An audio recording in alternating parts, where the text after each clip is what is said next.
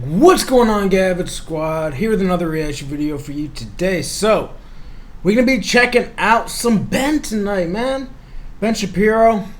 Major shout out to him, man. I know he gets a lot of hate, but I actually agree, not with everything he says and believes, but quite a bit I do agree with him on. And I figured, why not make a controversial video? One, because this just came out. Two, because I just released a controversial video. The video before this, I talked about the shooting at Drake's mansion, and I also showed a video of him hitting on a 17-year-old girl over a decade ago at the end of the video. So go check that out as well. But if we're going controversial, we might as well go all out with some facts, because things keep changing, man. I guess according to this video, Boy Scouts, it's in the name, and like I'm wondering where this is gonna go, because like I haven't heard about any articles coming out about them. I don't know. I don't even have any guesses to what this is going to go into, but this is what we're going to be checking out tonight. Don't forget to hit subscribe, like, and share. Join the squad, join the family. Let's get it. The Boy Scouts have now decided they're going to rename themselves to be more inclusive, and this is just the final step in the hollowing out of the Boy Scouts as an organization, which is truly really sad, because the Boy Scouts used to be, again, one of those social institutions outside of government, one of those social fabric building institutions that allowed people to know their neighbors, make friends, develop actual values. The values of the Boy Scouts were good religious values. The founder of the Boy Scouts was a religious Christian. True story. I was in the Boy Scouts as a kid. I was. It was only for like 2-3 years, but I was. And one of the actual things that Boy Scouts had to abide by was duty to God. That was actually in the original kind of oath that you would take as a Boy Scout. Well, over time, they've gotten rid of a lot of that. They've secularized it. They've gotten rid of all of the original values. And now they're getting rid of the name Boy Scouts, because after all, they wouldn't want to feel non-inclusive for girls who think they're boys and stuff like that. By the way, if you're the kind of person who thinks Boy Scouts is non-inclusive, may I recommend that you get your head examined? What's wrong with you? Why can't there just be a group where boys can get together and learn how to like build a campfire or something? Hell's wrong with you people? You want to know why so much of red state America is getting redder? It's because of crap like this. As a famous person once said, Boy Scouts is for boys. It's in the name Boy Scouts. In any case, here's Roger Crone. That's like the guy that, I guess there's actually been multiple cases of this, but they try to get a job at a female-only restaurant like Hooters or Long Doggers, and then they get told by the management, you're not a woman. You can't work here as a server or bartender. And then they try to sue the company for discrimination. It's ridiculous. The CEO of the Boy Scouts of America, they're renaming themselves. Sends this really strong message to everyone in America that they can come to this program, they can bring their authentic self, they can be who they are, right? And they will be welcomed here. The argument that I make with the people that say, well, I always like Boy Scouts of America or BSA, why do we have to change? Go, membership is at historic lows, right? Part of my job is to reduce all the barriers I possibly can for people to accept us as an organization and to join. Okay, this is exactly what's wrong with institutional America. That last line right there is the problem. This is true for churches, it's true for the Boy Scouts, it's true for synagogues, it's true for everyone. Every traditionalist institution, when they say our job is to lower the barriers of entry so you can enter, so everyone can bring their authentic selves, you want to know why no one wants to join your organization? It's because of that. The reason people join institutions and organizations is to be shaped by those organizations and institutions. The reason you become a Boy Scout is to cultivate the skill set necessary to become an Eagle Scout, to become better at things. That is literally the reason. Not because the Boy Scouts are seeking your authentic self, but because you are supposed to conform to certain roles, You are supposed to learn things from people who know things, because the set of values that is promulgated by the institution is supposed to be taken in and integrated into your life. This is also true for churches. You hear this from churches all the damn time. Failing churches, I should say. You hear it from pastors and priests, people who will say things like, well, you know, the reason I put this gay pride flag on the outside of my church is because I want to say that you should come as your authentic self, because we welcome everyone. We want to get rid of the barriers to entry. So I have a question. If a gay couple has the choice between going to a really nice restaurant with some nice guitar music with a gay pride flag out front, or to your church on a Sunday morning, which one do you think they're going to do? Facts. And here's the thing, I hate how everything is being politicized. Everything. You can't say certain things anymore because it's offensive. You can't dress a certain way or like wear something without triggering someone else. Like, everyone's triggered by something. Literally anything. The name of an organization. Perfect example. Stop being so triggered. Like, just focus on you. The less you worry about the things around you and other people, the more you're going to improve your life. Which one? The reason people engage with institutions is because the institutions have value to them. And that means that their values cannot shift and change in order to get more butts in the pews or more seats around the campfire. The reason the Boy Scouts has been withering away over the course of the last several decades has nothing to do with the Boy Scouts' conservatism. It has everything to do with the fact that the Boy Scouts have been destroyed by progressivism. It has to do with the fact that courts decided that Boy Scouts couldn't even have standards for their own scoutmasters. It's because the Boy Scouts decided there could be girls in the Boy Scouts. If you want a successful institution, you stick to your guns, and you hold to those guns no matter what. But again, the middle management of American life has decided that it's very important to cater to the new tolerant and diverse worldview of the United States, which, by the way, does not give a... You think a bunch of lib kids are going to start coming to Scouts of America, or whatever the hell they're calling themselves now? You think all of a sudden this place is going to be filled? Homer can't even choke Bart anymore on The Simpsons. Like, that's classic. Even classic things. I'm thinking back to, like, when I was a kid. Johnny Bravo, shows like that would never be allowed now. People would be so offended. It's crazy. It's crazy how sensitive everyone's become. And it's funny because a lot of the people I feel that are triggered easily grew up on shows like South Park.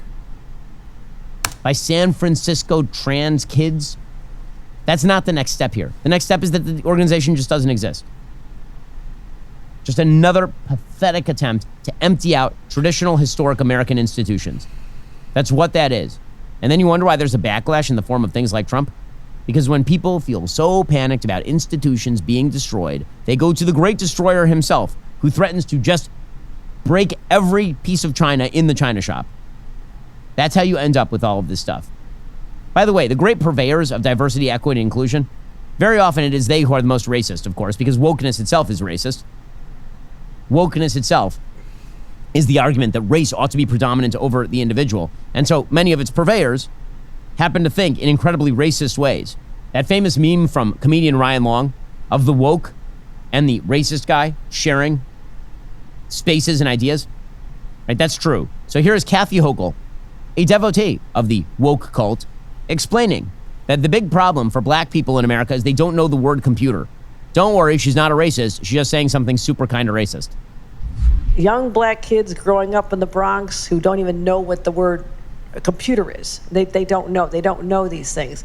And I want the world open up to all of them, because when you have their diverse voices innovating solutions through technology, then you're really addressing society's broader challenges. I'm pretty sure that black kids know what a computer is, because we're not living in 1972. I'm pretty sure. But again, I guess if you're woke, you get away with this kind of stuff. If you're a Republican, you say that black kids don't know what the word computer. I have a feeling like that would be a problem for Republicans. I don't know, call me crazy. I think that'd be a problem. Exactly. Look, a lot of the issue with today is actually the duopoly itself. However, you don't really see Republicans getting triggered like the Democrats, though. There's some differences between the left and the right, and they're not easily triggered like that. And it's all about, oh, vote blue no matter who. First off, that's a cult. Second, you literally are just blinded to the fact that, oh, this person calls himself a Democrat, so they're saying whatever someone else in an opposing party is going to say, the same thing. But I'm not offended by that because they're who I identify with, but even though they haven't even bothered to even look into other parties that are also pro-gay, pro-everything else. Like, and the Democrats also, by the way, relatively new to the whole pro-gay. Joe Biden voted against gay rights in the 90s. But anyway, let's get back to it. Wow. Joe Biden continues to be unpopular also because he is absolutely weak on foreign policy. Speak of the devil. So, a Literally. U.S. soldier has now been detained in Russia. That U.S. soldier is being accused of theft. This is what officials are saying. According to NBC News, the soldier is Staff Sergeant Gordon Black.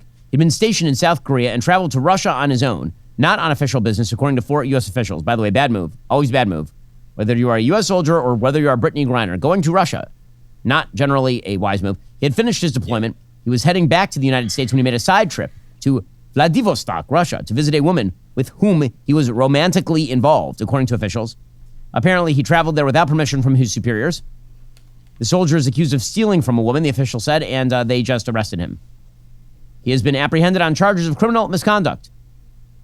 The Army notified his family, and the U.S. Department of State is providing consular support to this soldier. So, totally unclear what exactly the crime was. This could just be Russia seizing yet another American citizen to hold hostage, because as it turns out, this administration is very fond of groups that hold people hostage. They're perfectly willing to provide cover for those people, whether it's Hamas holding Americans hostage or Russia holding Americans hostage. Here's Karine Jean-Pierre suggesting that American citizens who are currently in Russia should leave. Yeah, you think? We take seriously our commitment to assist U.S. citizens abroad and provide all appropriate assistance. We iterate, and this is kind of to your question, we iterate our strong warnings about danger posed to U.S. citizens in Russia. We have been very clear about this. State Department has been very clear about this, and we will continue to say U.S. citizens residing or traveling in Russia should depart immediately. As stated in our travel advisory for Russia, and U.S. citizens should not travel to Russia at this time, period. And we're going to continue to be very, very clear about that. So, yeah, because you have not stood up to Russia in really any significant way. You slow walked all the aid to Ukraine. You've allowed Russia to continue to flex its muscles in the Middle East. Vladimir Putin, by the way, just enshrined himself for another 6 years in the leadership of Russia. Attending that ceremony was Steven Seagal. Don't get me started on Ukraine either. We should not be funding Ukraine. Especially the $95 billion of taxpayer money, which, keep in mind, there's no such thing as the government money. It's the taxpayers' money. Do not. That is our world now. Steven Seagal, ushering in the new era of Putinism. Well, at least our media are focused on the real issues. Joy Reid, who in her own skull is the repository of at least 27% of all human stupidity. She had some words about Vladimir Putin and his habit of taking hostages. She was particularly upset that Vladimir Putin had grabbed Brittany Griner for bringing marijuana seed oil or something into Russia. She says that Putin grabbed a black queer woman in order to cause trauma, particular trauma in America. I didn't realize that I feel like seizing the journalist from the Wall Street Journal is a little more traumatic than seizing the WNBA player, but apparently Joy Reid feels differently. It's, to me, sort of shocking to think about spending nearly a year far from home, wondering if you'll ever get out.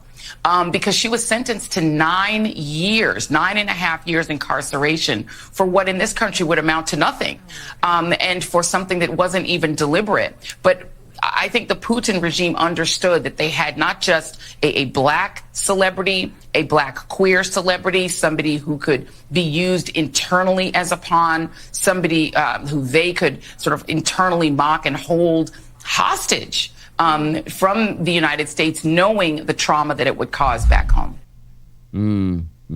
Yes. Joy Reid. She is so wise. All right. So, let me know what you guys think of the whole Boy Scout thing going on. I don't know. What do they just call themselves, Scouts? And is Girl Scouts gonna follow suit, or is that name just gonna be staying as is, and only Boy Scouts is offensive now? I don't know anymore. Don't forget to hit subscribe, like, and share. Join the squad. Join the family. Let's get it, man.